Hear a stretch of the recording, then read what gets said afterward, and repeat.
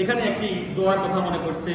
গতকালকে একটা ঘটনা, আমি একটা জিনিস, খুব গুরুত্বপূর্ণ জিনিস, এটা খুঁজতেছিলাম, খুঁজে পাচ্ছিলাম না। তখন 41 বার ইন্না লিল্লাহি ওয়া ইন্না ইলাইহি রাজিউন আল্লাহুম্মা আজরনি ফি মুসিবাতি ওয়াখলুফ লি খায়রাম মিনহা।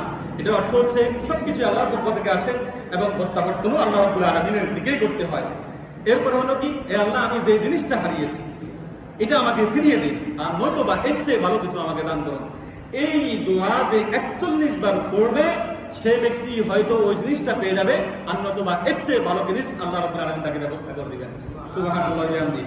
সুতরাং বাকি অংশ এটি আপনারা পারবেন না, অন্তত পক্ষে ইন্না লিল্লাহি ওয়া ইন্না ইলাইহি রাজিউন এটি 41 বার পড়বেন, সাথে সাথে আপনি ওই জিনিসটা পেয়ে যাবেন, নতুবা এর চেয়ে ভালো কিছু আল্লাহ রাব্বুল আলামিন আপনাকে ব্যবস্থা করে দিবেন। আমি এই দোয়াটা পড়ার পরে আমার বিশ্বাস আছে, এগুলি আমল করছি, আগেও আমল করা হয়েছে, যতবারই করছি মোটামুটি ভালো রেজাল্ট পাইছি। ঠিক গতকালকে রাতেও আমি মূলত ওই জিনিসটা বের করার জন্য ছাবি খুঁজতেছিলাম, ছাবি পাই না, কিন্তু জিনিসটা পাশে পেয়ে গেছি। সুবহানাল্লাহি ওয়া বিহামদিহি।